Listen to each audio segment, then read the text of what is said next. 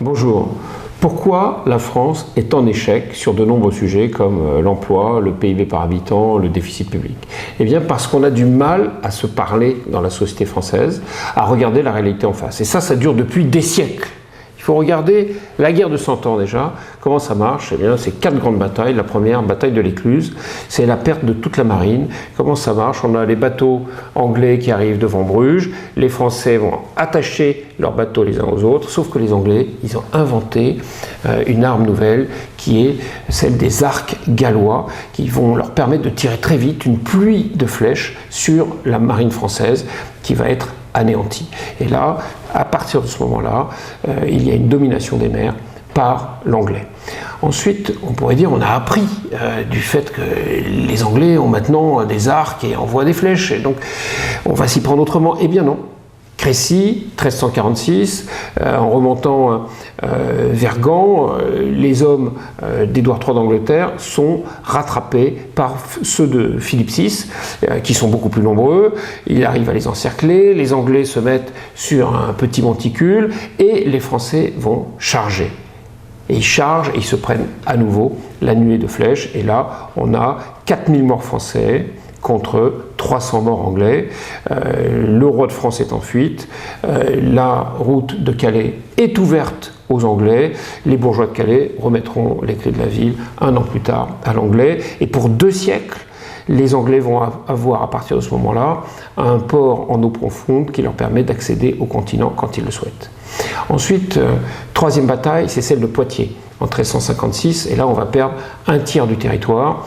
Même chose, les Anglais sont sur le territoire français, ils sont encerclés, il suffirait d'attendre. Non, on n'attend pas, on a la niaque, on a des armures, on est chevalier, on a nos panaches sur le haut de nos armures, et on fonce 15 fois, on se prend les pluies de flèches à chaque fois, on a des milliers de morts.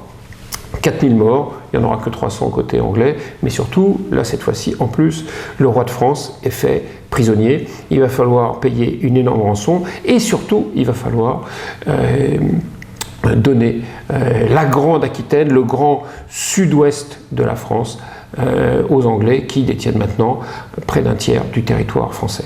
Quatrième bataille, c'est celle d'Azincourt en 1415. Les Anglais sont à nouveau sur le sol français. Ils sont venus mettre le sac à Harfleur et ils sont séparés. Ils ont des problèmes à cause de la dysenterie. Et certains remontent avec le roi, remontent vers Calais. Et là, ils sont pris dans un piège dans la forêt à Azincourt et les Français les encerclent. Et il suffirait là encore d'attendre. Eh bien non, là on va charger et la pluie de flèches cette fois-ci va faire des morts encore pires puisqu'on a 6000 chevaliers français qui meurent contre 13 chevaliers anglais. Ça veut dire presque 500 fois plus. 6000 à 13, un score de basket, un score de football, un score de tennis, 6000 à 13, enfin, c'est impossible.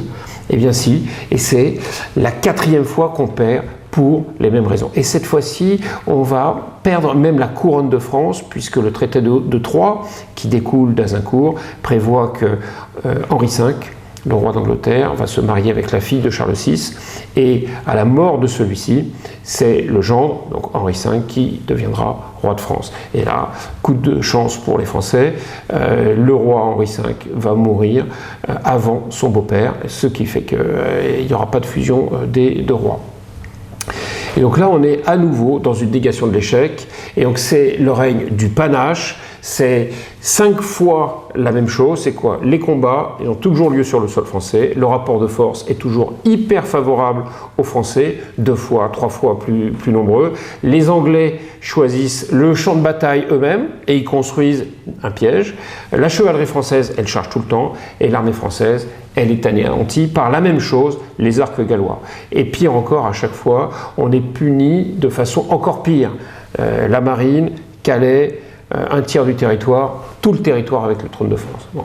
Donc on pourrait dire, on a appris, sauf que des siècles plus tard, on va refaire la même chose contre les Allemands. Là, c'est plus la chevalerie, là, c'est un autre phénomène, mais toujours, on va reproduire en 3 guerres, 1870, 1914, 1940, la même chose, les mêmes erreurs. 1870, le président du Conseil français, qui s'appelle Émile Ollivier, va déclarer la guerre à la Prusse le 19 juillet 1870. C'est lui qui déclare la guerre, et il la déclare d'un cœur léger. Ça va. Le ministre de la guerre et maréchal de France, Leboeuf, ça vaut son pesant de cacahuètes, déclare devant le corps législatif « Nous sommes prêts et archi-prêts, il ne manque pas un bouton de guêtre à nos soldats ».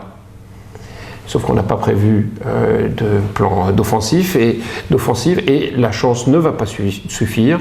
Le combat ne va s'engager que le 2 août, mais la France va capituler le 2 septembre, puisque Napoléon III est fait prisonnier à Sedan. Donc ça dure 1 mois. Ensuite, 1914, c'est presque la même chose, sur le plan du calendrier tout du moins. On décrète une mobilisation générale, et puis on attend. Et là, les Allemands, eux, ils ont le plan Schlieffen. Ils le lancent le 22 août. Le 26, il faut reculer déjà 200 km. Le 29, le gouvernement français part à Bordeaux.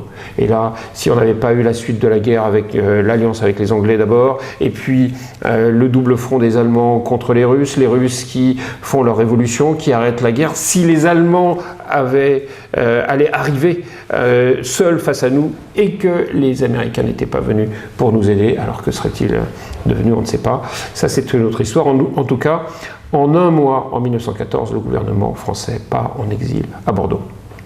3e guerre contre les Allemands, c'est encore la France, pour la 3e fois, qui déclare la guerre le 3 septembre 1939. On déclare la guerre et on attend, on ne fait rien, alors que les Allemands sont en Pologne, toute leur armée est là-bas. Il suffirait pour nous d'entrer en Allemagne, elle n'est pas défendue, eh bien non, on ne fait rien, on n'y va pas. Et Hitler va mettre un terme à cette drôle de guerre avec son offensive du 10 mai 1940, et là, c'est terrible. Le 28 mai, les Français et les Anglais commencent à sont encerclés et commencent à embarquer pour repartir en Angleterre. Et le 10 juin, le gouvernement français part de Paris pour arriver à Bordeaux le 16 juin. Donc là encore, 10 mai, 10 juin, il faut 1 mois. Donc qu'est-ce qu'on voit? On voit ces 3 guerres, 1870, 1914, 1940. Il y a à chaque fois 1 mois entre la déclaration de la guerre par les Français et la défaite face aux Allemands. Et il y a 5 points communs. 1, des guerres éclairs. 2, les combats, ils ont toujours lieu en France, jamais lieu sur le sol allemand. 3, les Allemands sont toujours à l'offensive, les Français n'ont aucun plan d'attaque, ils attendent. 4, en 1 mois, on perd. Et 5, le gouvernement part à Bordeaux. C'est comme s'il y avait un petit clin d'œil de l'histoire avec les Girondins qui s'opposent aux Jacobins, qui centralisent tout, qui ne sont pas dans le dialogue. Et en fait, on n'arrive pas à se parler, on n'arrive pas à se dire les choses, non seulement entre élites, les élites entre la société, mais ensuite, ça correspond tout ça à l'éthos profond de la société française. Il n'y a qu'à regarder le film La Grande Vadrouille, qui a été le film le plus vu pendant 2 générations à partir du moment où il est sorti 20 ans après la fin de la guerre. La Grande Vadrouille, c'est l'histoire de 2 Français qui finalement roulent dans la farine les Allemands, et on comprend bien que les Français sont plus intelligents que les Allemands, et on a l'impression qu'on n'a pas besoin de remettre en question le fait qu'on a perdu, essayer de comprendre pourquoi on a perdu la guerre, pourquoi finalement, même quand les Américains et les Anglais arrivent pour délivrer la France, ils vont faire 75 000 morts avec des bombardements sur les civils, sur les villes françaises. Ce sont nos alliés qui ont fait 75 000 morts avec les bombardements, ce ne sont pas les Allemands. Donc c'est comme si on avait en fait même perdu une autre fois. Mais tout ça, nous ne nous le disons pas, nous ne regardons pas la réalité en face. On a du mal à se dire les choses, à prendre acte de l'expérience, à faire des retours d'analyse sur nous-mêmes, sur ce que l'on a fait, sur ce que l'on n'a pas fait, sur ce que l'on aurait pu faire. On n'y arrive pas. Eh bien, c'est la même chose sur le chômage aujourd'hui, c'est la même chose sur le PIB par habitant, c'est la même chose sur la capacité d'innovation, c'est la même chose pour essayer de lutter contre le réchauffement climatique. On n'arrive pas à traiter les problèmes au fond. Et il nous faut acquérir une méthode de réflexion collective pour nous dire les choses, pour respecter tous les faits, toutes les personnes, toutes les idées, toutes les cultures, de façon à chercher les conditions d'un mieux vivre ensemble et d'un mieux réussir ensemble.